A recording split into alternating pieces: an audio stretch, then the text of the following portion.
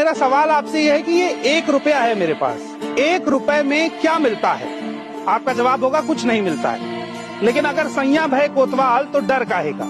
इसी हरिणकोला के आसपास, इसी भागलपुर में सरकार ने 1020 एकड़ जमीन अडानी पावर ग्रुप को 1 साल के लिए 1 रुपए की लीज पर दी है। ये जमीन 30 साल की लीज पर दी गई है, यानी 30 रुपए में 30 साल तक 1020 एकड़ जमीन अडानी को सरकार देगी।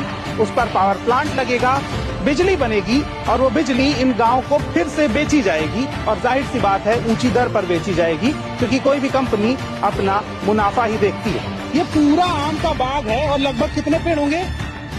10 लाख 10 लाख पेड़ 10 लाख 10 लाख पेड़ हैं और ये 10 लाख पूरे पेड़ काटे जाएंगे। वो जो एक कैंपेन आप देखते हैं ना, एक पेड़ माँ के नाम, यहाँ पर ये 10 लाख पेड़ काटे जाएंगे अडानी के नाम।